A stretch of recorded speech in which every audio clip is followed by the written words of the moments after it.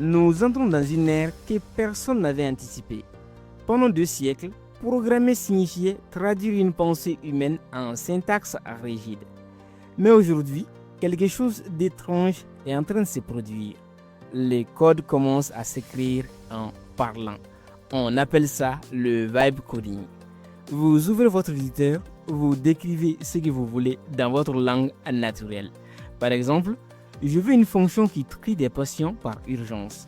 Et une intelligence artificielle comme GitHub Copilot, Cursor ou même Claude AI génère instantanément des lignes de code. Pas une approximation, du code qui fonctionne, en tout cas la plupart du temps. C'est vertigineux. Ce n'est plus apprendre la syntaxe pendant des mois, c'est expliquer l'intention et itérer en secondes.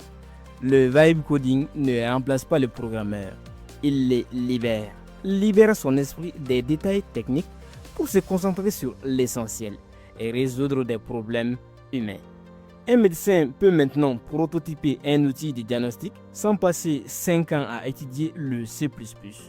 Un étudiant au Mali peut créer une app en une après-midi guidée par une IA qui comprend son intention.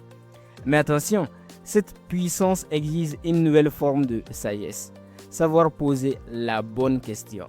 Comprendre quand accepter la suggestion, quand la corriger et surtout quand la rejeter. Le vibe coding n'est pas la fin de l'apprentissage, c'est son évolution. Nous ne codons plus seuls, nous codons en conversation avec une intelligence qui a lu des milliards de lignes avant nous. C'est le passage du solo au duo. Et ce duo, il redéfinit ce qui signifie d'être développeur au XXIe siècle.